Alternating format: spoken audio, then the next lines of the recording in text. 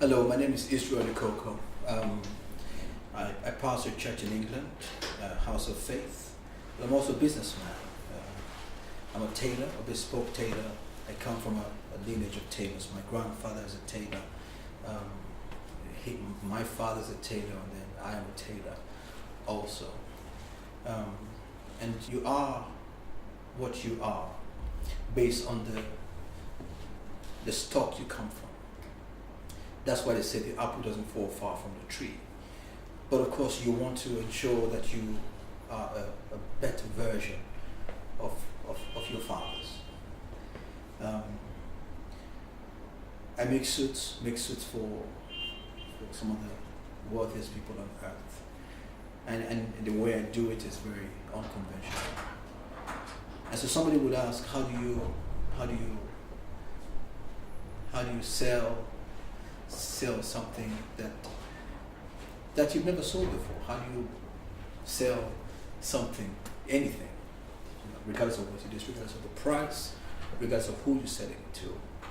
And I have what I call the 3M. I call it the mirror, the first M. The second M is the model, and the third M is the mentor.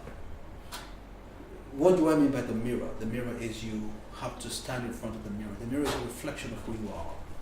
The mirror shows you who you are. The mirror reveals who you are. The mirror does not interfere with the image that is before it. So it throws back exactly what it sees.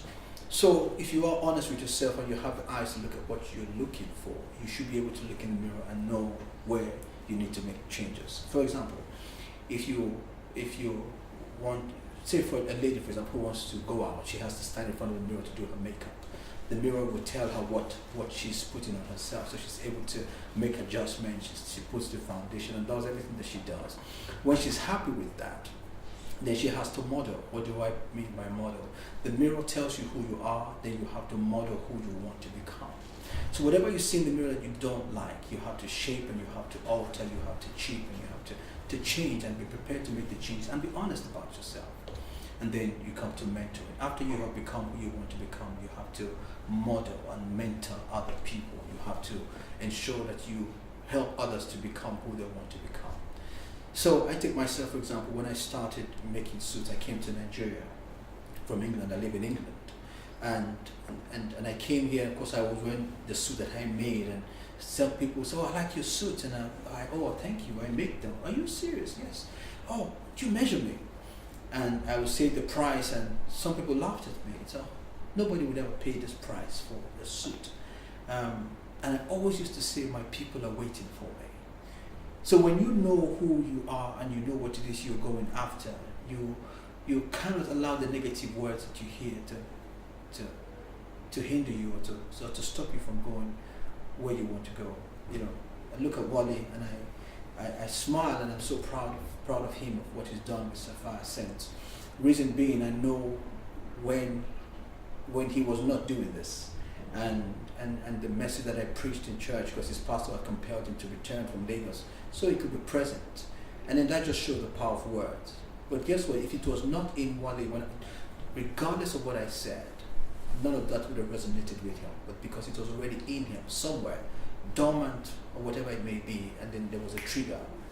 And then so what happens is, when you begin to explore and expand into this space and you become this person who wants to attract people at the level you want to operate in, because in life we all play in different fields, you know, and we all play different positions. You know, it's like a football match. You got the goalkeeper. He doesn't run to the center of the field. Why? Because he knows his position is to stand back. You got the center forward. You got the defenders. You got the midfielders. I sound like a football fan, but I'm not.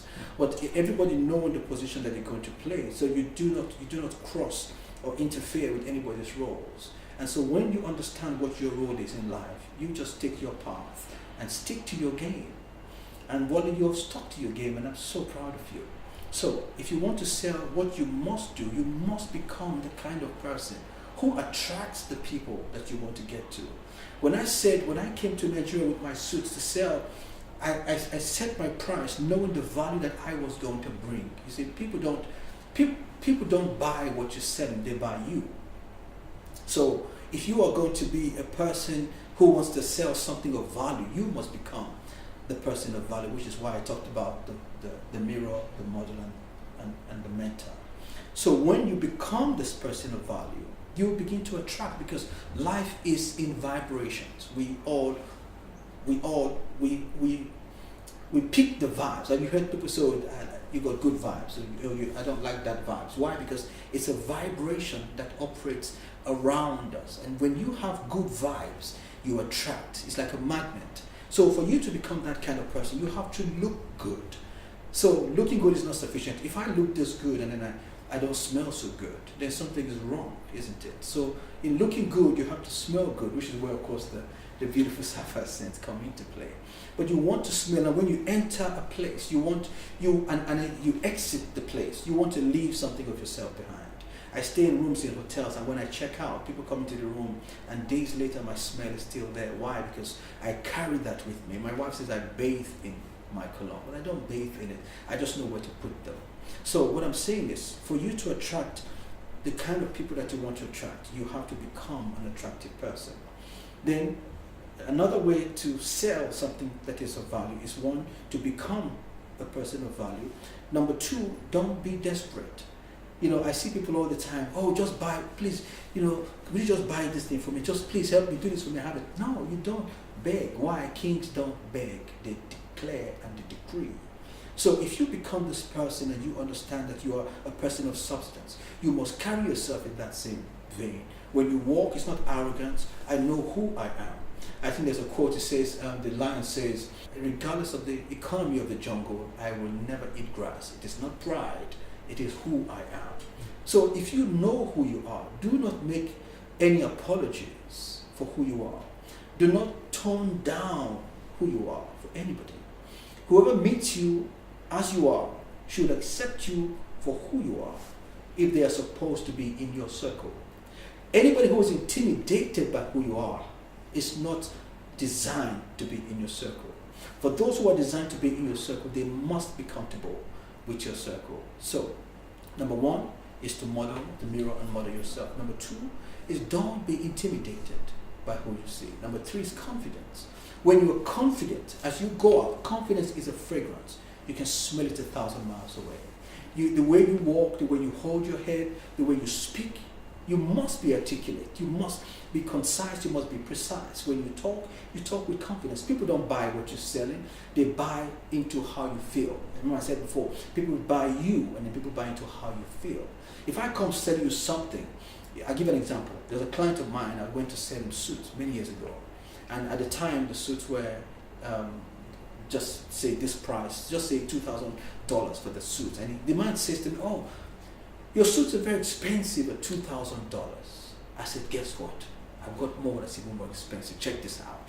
And I brought the more expensive one, and I think he bought about 16 of the most expensive one. How do you get a man complaining about the price of something that is too expensive, and you bring something more expensive and he buys 16 of it? Why?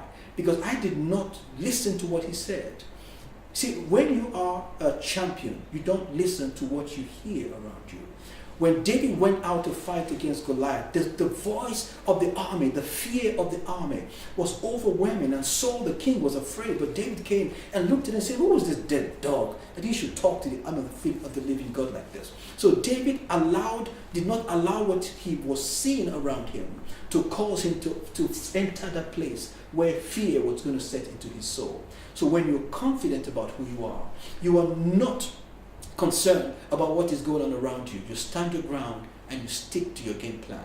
It's not easy. So guess what? He was not going to drag me into that place of, it's too expensive. Because if I succumbed to that, then I would have had to say, okay, you know what, I have another one that's $1,500. And I would have lost out, and he would have lost out too. But guess what? After that, I created another brand, which I call the signature brand. And the signature brand is what I'm wearing now. This one is, times 4 the price of what the other suits were for this man. And I went back to the same man. I said, guess what? I've created another line. This one is so special. It's so, with this brand, I will not make for, if I make for you, I will make for no more than 3 other people in your known circle. Guess what? But the minimum you have to buy for me with this suit, before I take a measurement, is 10 suits. He said, he buys 14 suits at $10,000 for it. I can't remember how much I sold to him. But guess what?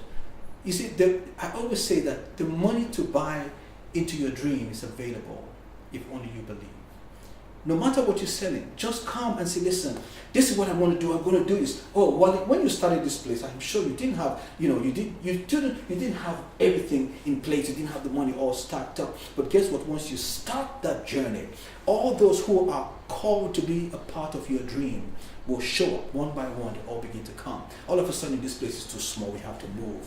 We have to move. We need to go and move into. We need to move from this place. Why? Because as you grow, they say the lion in the cage. The lion, when the lion is a baby, you can put it in the cage. But as the lion grows, all of a sudden, I don't need a cage. You can't put me in a cage. I'm too big. Get me out. I need to go out there so I can be king. And then the lion goes out and begins to take control. All of a sudden, it rose and everybody bows. Why? The lion did not start becoming king from the day he was born, but he knew that he had the ability to become king. And because he harnessed that ability and began to grow in the natural state that to which he was exposed, he became the king of the jungle. Is the lion the biggest animal in the jungle? No, he's not. But why is that it is the lion that controls all the other animals? Why? Because the lion believes that he is the king of the jungle. Well, you're not the smartest person. No disrespect to you. I'm not the smartest guy. And I'm not ashamed to say it. I said, if my clients were to ask me to take an aptitude test before they paid me, I'd be broke. Because I will not be able to know the answers. But guess what? It doesn't matter. You don't have to be the best. You don't have to be the brightest. Just be the best at what you do. Let me say that again. You don't have to be the brightest. Just be the best at what you do. I'm not boasting. I make suits for my clients. They stand in front of the mirror and say, my God. Why? Because I mold it on them. I take my time. If you wear my suit, you can't go and wear somebody else. I don't care who it is. You can't wear anybody else's suit again because I put so much love into that baby. And when you wear it, you know you're wearing something. If a client of mine said, oh, Israel, I went to see him last week. He said, listen, I bought other suits, I said, but bro, nobody makes them like you. Nobody makes them like you. I got to tell you that much. When I put your suit on, I feel like I can take on the world. So even your shirt, he said, I wore the shirt, all my shirts, they faded, the ones you made for me.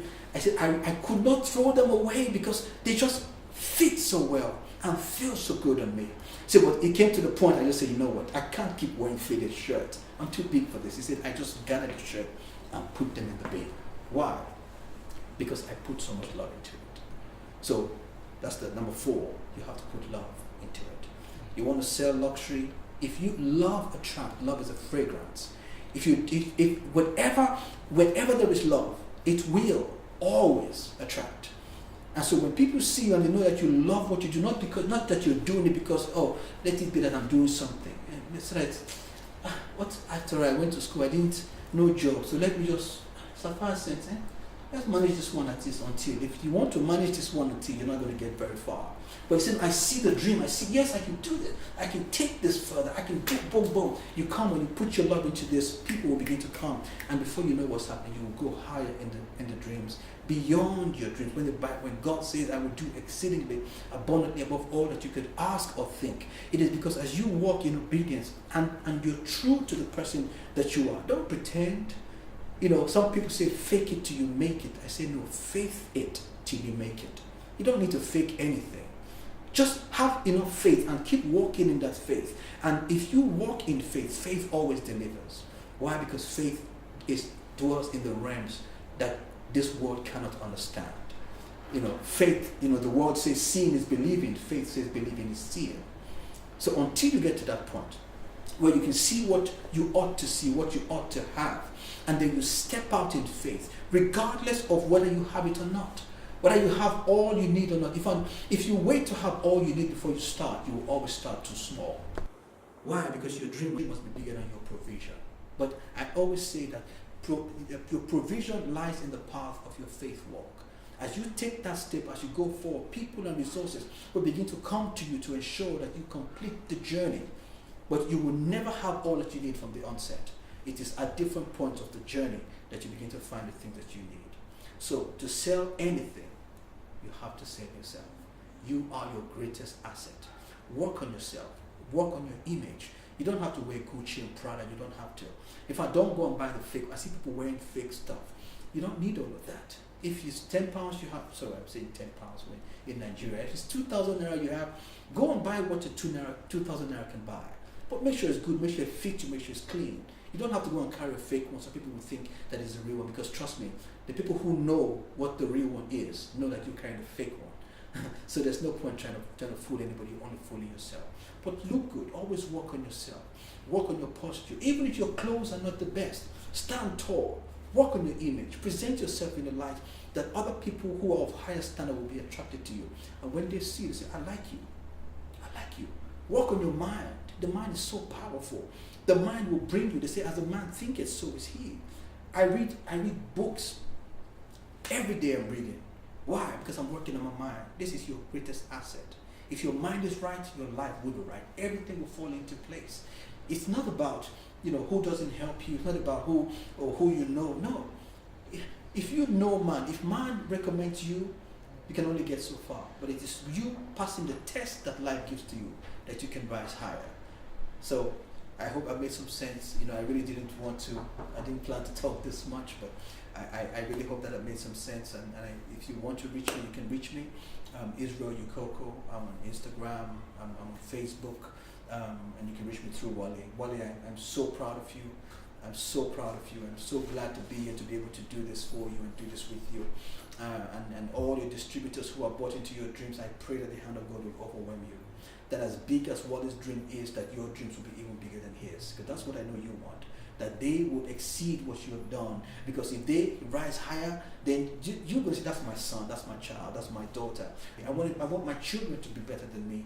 I want it to be bigger than me. No father, every good father wants a child to exceed them. But guess what? You're not going to stop. You're going to keep raising the bar. So keep raising the bar. So guess what? For them to come and even catch you up, they have to become something special. But you are never going to stop growing. And I pray that the Lord will continue to overwhelm you, Wale. I pray that His hand will be upon you. You have not seen anything yet. That kings will come and they will bow before you because of what you are going to bring to them. I pray this for you, and I pray that you will be here for a long time, longevity in your business, and you will move on and go to other things. And this is just the beginning. There's so much more that is in your future, and God will take you there. In Jesus' name, amen.